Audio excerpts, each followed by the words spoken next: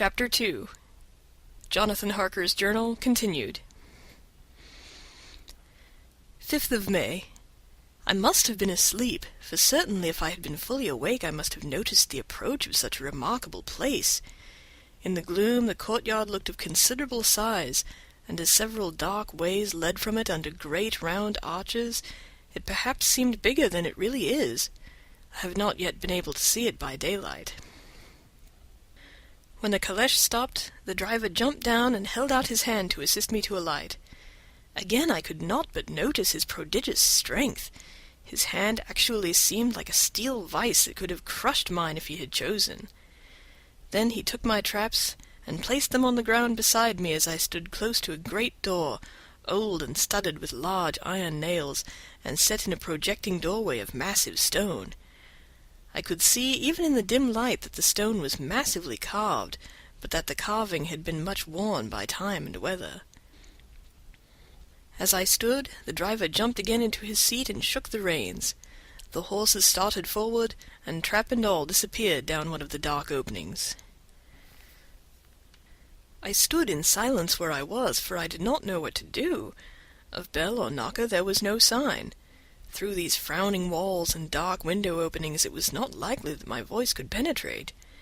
The time I waited seemed endless, and I felt doubts and fears crowding upon me. What sort of place had I come to, and among what kind of people? What sort of grim adventure was it on which I had embarked? Was this a customary incident in the life of a solicitor's clerk, sent out to explain the purchase of a London estate to a foreigner? Solicitor's clerk. Mina would not like that. Solicitor, for just before leaving London I got word that my examination was successful and I am now a full-blown solicitor. I began to rub my eyes and pinch myself to see if I were awake. It all seemed like a horrible nightmare to me, and I expected that I should suddenly awake and find myself at home, with the dawn struggling in through the windows, as I had now and again felt in the morning after a day of overwork. But my flesh answered the pinching test, and my eyes were not to be deceived. I was indeed awake, and among the Carpathians. All I could do now was to be patient, and to wait the coming of morning. Just as I had come to this conclusion I heard a heavy step approaching behind the great door, and I saw through the chinks the gleam of a coming light. Then there was the sound of rattling chains and the clanking of massive bolts drawn back. A key was turned with the loud grating noise of long disuse, and the great door swung back. Within stood a tall old man, clean-shaven save for a long white moustache, and clad in black from head to foot without a single speck of color about him anywhere. He held in his hand an antique silver lamp, in which the flame burned without a chimney or globe of any kind, throwing long, quivering shadows as it flickered in the draught of the open door. The old man motioned me in with his right hand with a courtly gesture, saying in excellent English, but with a strange intonation, "Welcome to my house. Enter freely, and of your own free will." He made no motion of stepping to meet me, but stood like a statue, as though his gesture of welcome had fixed him into stone. The instant, however, that I had stepped over the threshold, he moved impulsively forward, and holding out his hand, grasped mine with a strength which made me wince, an effect which was not lessened by the fact that it seemed cold as ice, more like the hand of a dead than a living man. Again he said, "Welcome to my house. Enter freely, go safely, and leave something of the happiness you bring." The strength of the handshake was so much akin to what I had noticed in the driver, whose face I had not seen, that for a moment I doubted if it were not the same person to whom I was speaking. So, to make sure, I said interrogatively, "Count Dracula?" He bowed in a courtly way as he replied, "I am Dracula, and I bid you welcome, Mr. Harker, to my house.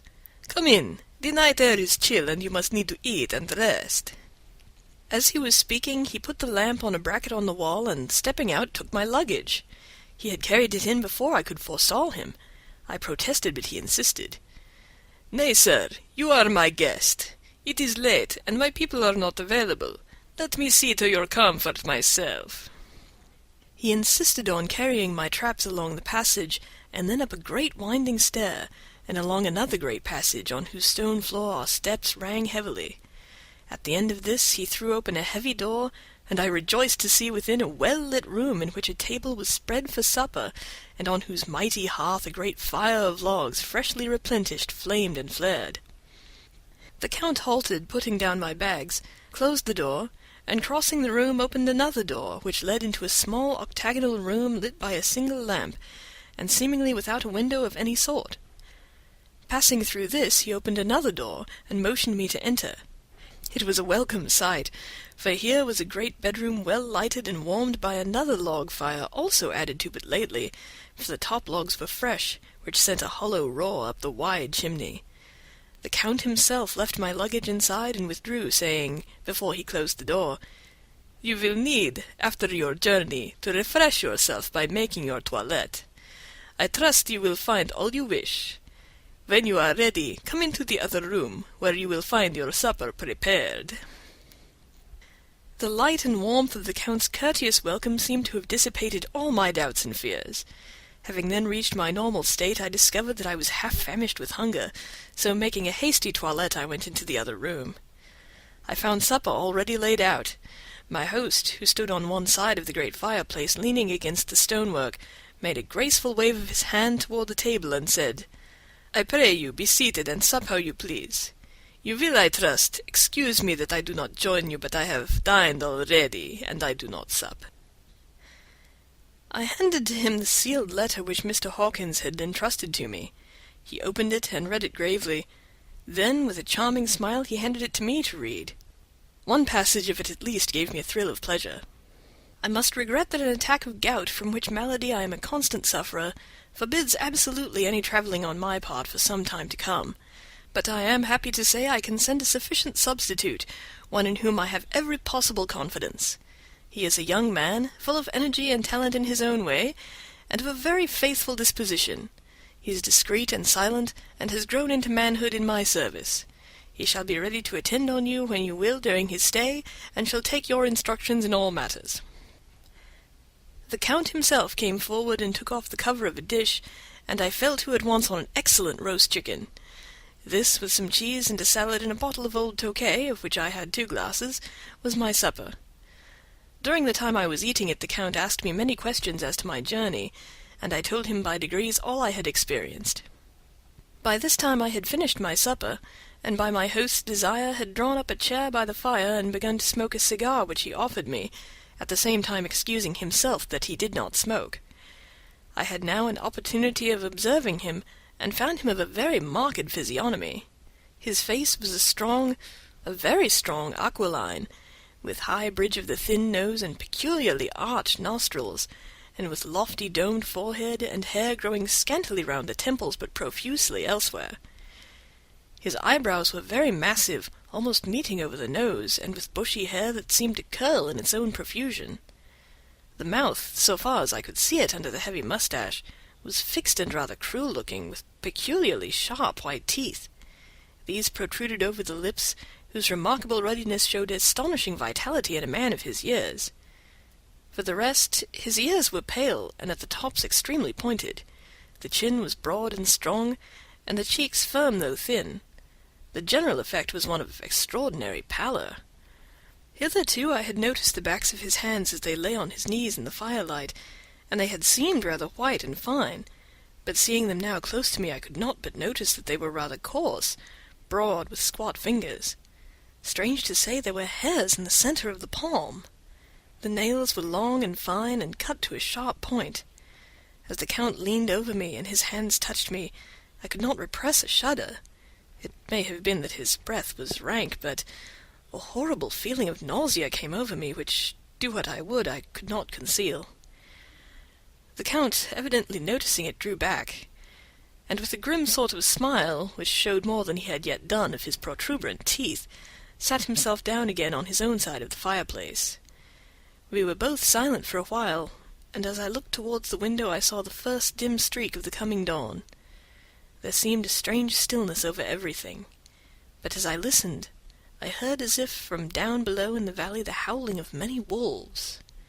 The Count's eyes gleamed, and he said, "Listen to them, the children of the night. What music they make!" Seeing, I suppose, some expression in my face strange to him, he added, "Ah, sir, you dwellers in the city cannot enter into the feelings of the hunter."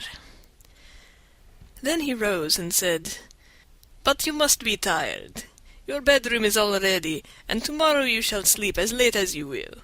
I have to be away till the afternoon, so sleep well and dream well." With a courteous bow he opened for me himself the door of the octagonal room, and I entered my bedroom. I am all in a sea of wonders. I doubt. I fear. I think strange things which I dare not confess to my own soul. God keep me, if only for the sake of those dear to me. 7th of May. It is again early morning, but I have rested and enjoyed the last 24 hours. I slept till late in the day and awoke of my own accord. When I had dressed myself, I went into the room where we had supped, and found a cold breakfast laid out, with coffee kept hot by the pot being placed on the hearth. There was a card on the table, on which was written, "I have to be absent for a while. Do not wait for me. D." I set to and enjoyed a hearty meal. When I had done, I looked for a bell, so that I might let the servants know I had finished, but I could not find one. There are certainly odd deficiencies in the house, considering the extraordinary evidences of wealth which are round me. The table service is of gold, and so beautifully wrought that it must be of immense value. The curtains and upholstery of the chairs and sofas, and the hangings of my bed are of the costliest and most beautiful fabrics, and must have been of fabulous value when they were made, for they are centuries old, though in excellent order. I saw something like them in Hampton Court, but they were worn and frayed and moth-eaten. But still, in none of the rooms is there a mirror. There is not even a toilette glass on my table, and I had to get the little shaving glass from my bag before I could either shave or brush my hair. I have not yet seen a servant anywhere, or heard a sound near the castle, except the howling of wolves. Some time after I had finished my meal, I do not know whether to call it breakfast or dinner, for it was between 5 and 6 o'clock when I had it, I looked about for something to read, for I did not like to go about the castle until I had asked the Count's permission. There was absolutely nothing in the room, book, newspaper, or even writing materials, so I opened another door in the room and found a sort of library. The door opposite mine I tried, but found locked. In the library I found to my great delight a vast number of English books, whole shelves full of them, and bound volumes of magazines and newspapers. A table in the center was littered with the English magazines and newspapers, though none of them were of very recent date. The books were of the most varied kind: history, geography, politics, political economy, botany, geology, law, all relating to England and the English life and customs and manners. There were even books of reference, such as the London Directory, the Red and Blue Books, Whitaker's Almanac, the Army and Navy Lists, and it somehow gladdened my heart to see it, the Law List. Whilst I was looking at the books, the door opened and the Count entered. He saluted me in a hearty way, and hoped that I had had a good night's rest. Then he went on. "I am glad you found your way in here, for I am sure there is much that will interest you. These companions," and he laid his hand on some of the books, "have been good friends to me, and for some years past, ever since I had the idea of going to London, have given me many, many hours of pleasure. Through them I have come to know your great England, and to know her is to love her.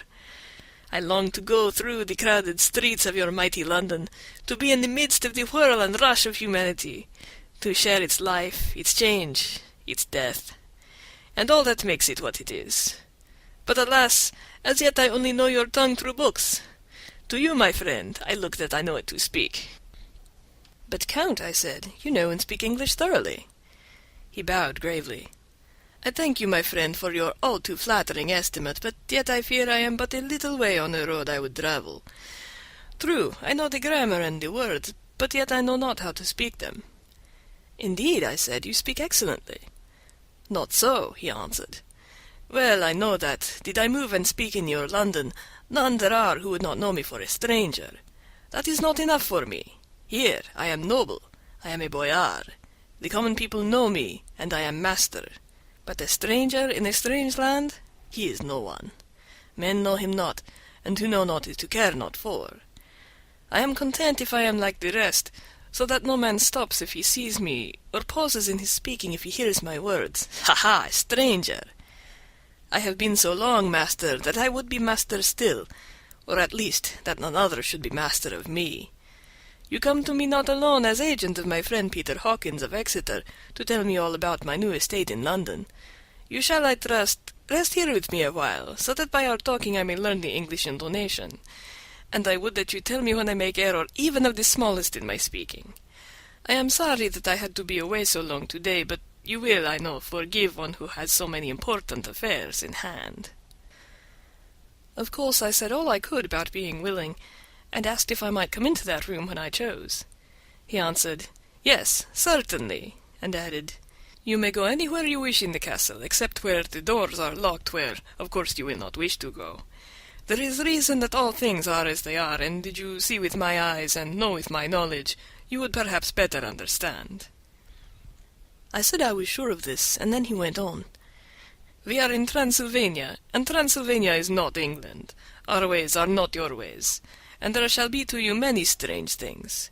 Nay, from what you have told me of your experiences already, you know something of what strange things there may be." This led to much conversation, and as it was evident that he wanted to talk, if only for talking's sake, I asked him many questions regarding things that had already happened to me or come within my notice. Sometimes he sheered off the subject, or turned the conversation by pretending not to understand, but generally he answered all I asked most frankly. Then, as time went on, and I had got somewhat bolder, I asked him of some of the strange things of the preceding night, as for instance, why the coachman went to the places where he had seen the blue flames.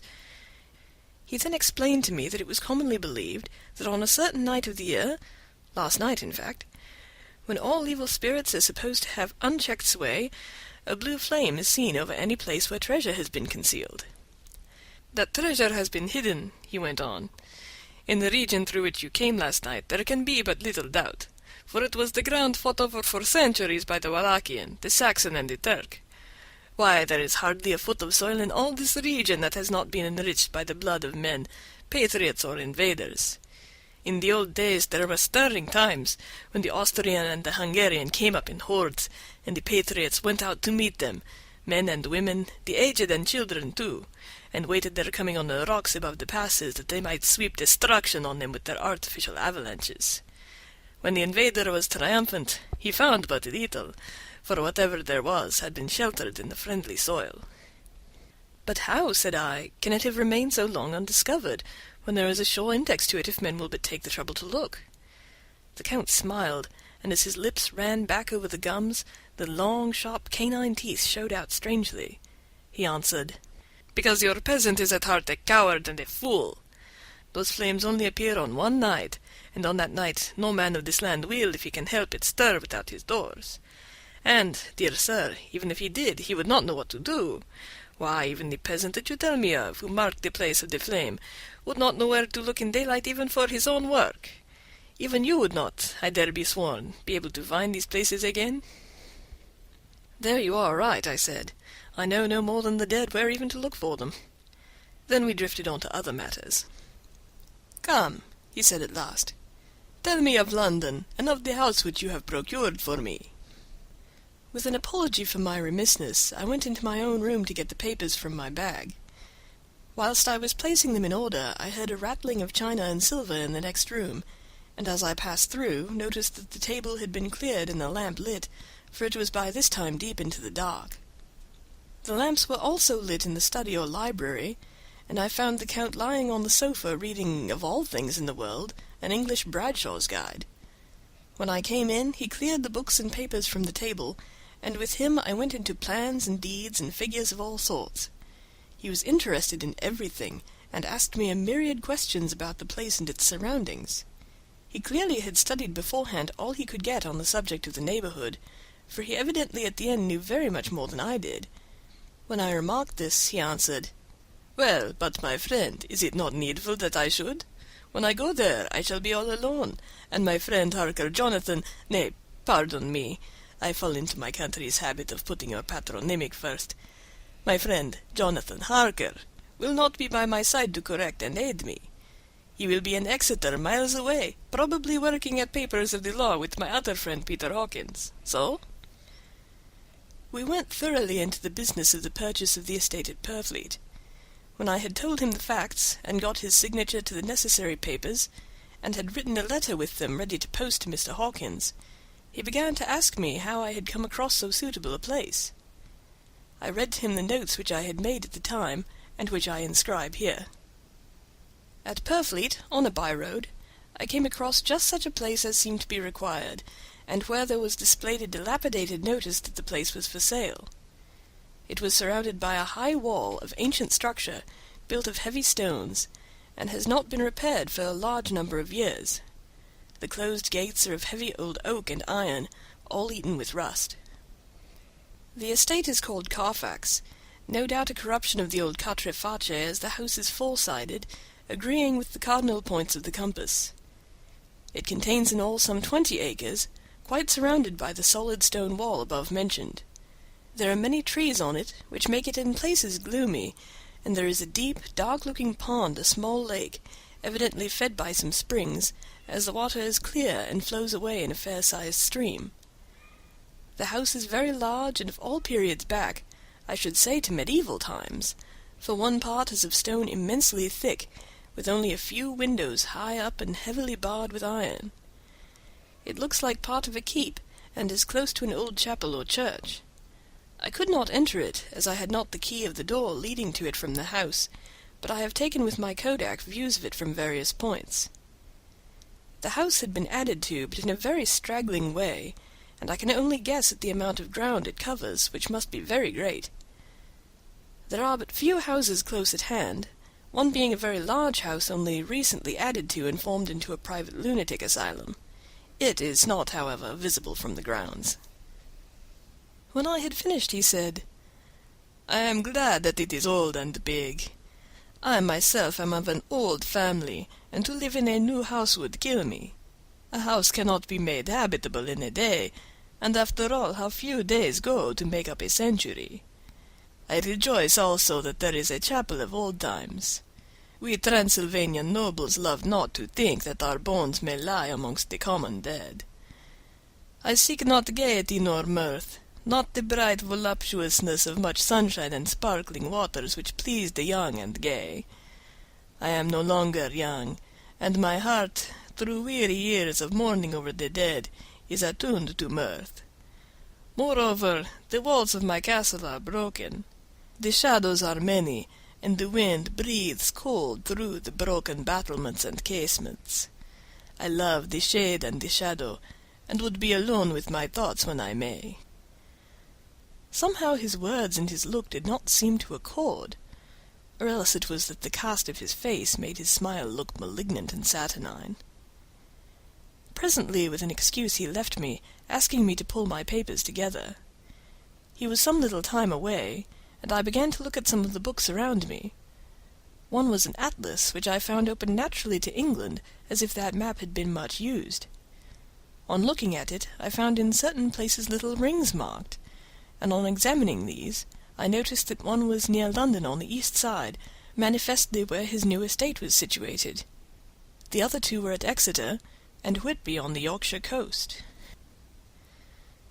It was the better part of an hour when the Count returned. "Aha!" he said.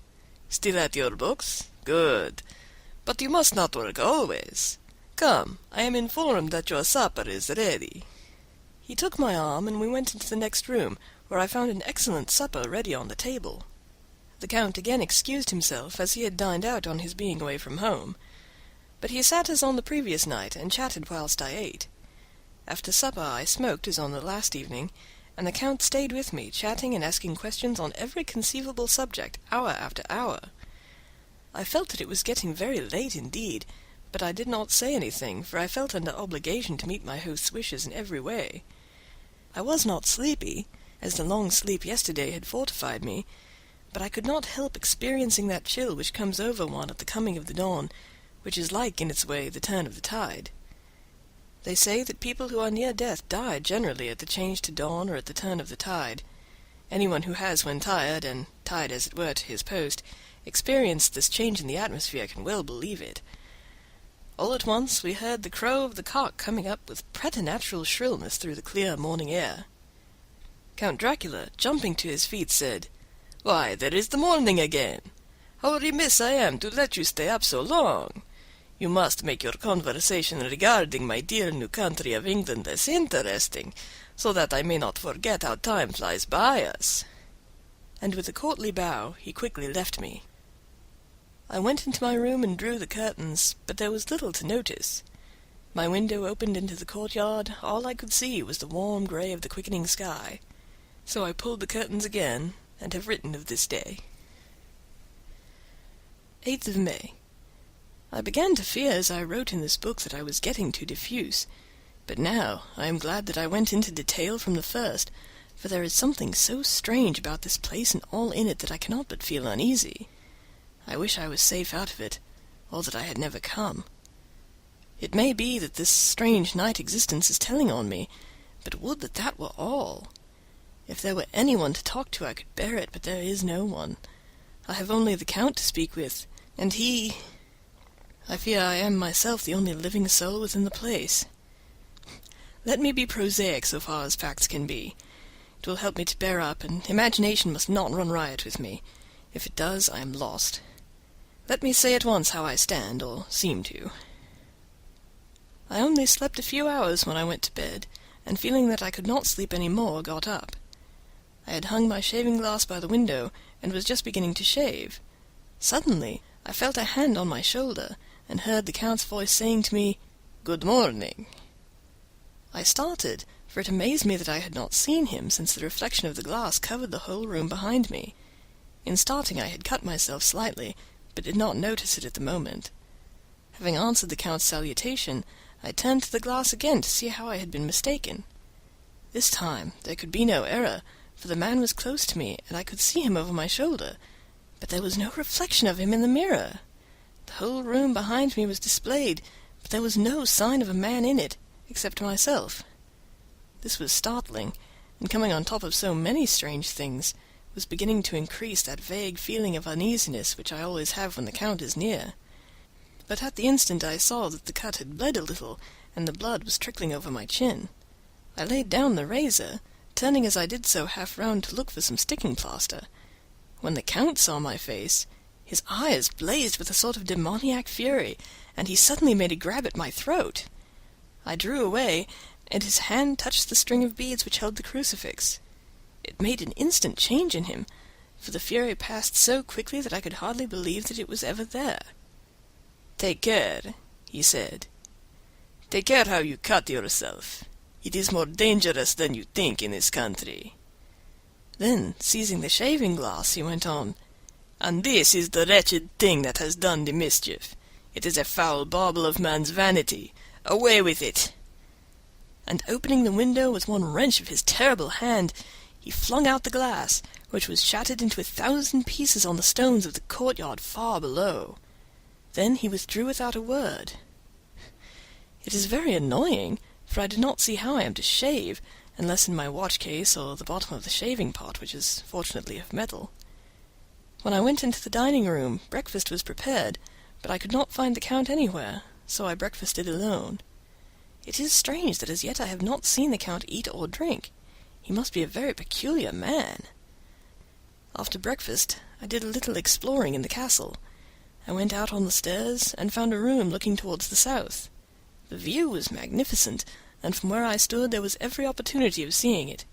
The castle is on the very edge of a terrific precipice. A stone falling from the window would fall 1,000 feet without touching anything. As far as the eye can reach is a sea of green tree-tops, with occasionally a deep rift where there is a chasm. Here and there are silver threads where the rivers wind in deep gorges through the forests. But I am not in heart to describe beauty, for when I had seen the view I explored further. Doors, doors, doors everywhere, and all locked and bolted. In no place save from the windows and the castle walls is there an available exit. The castle is a veritable prison, and I am a prisoner.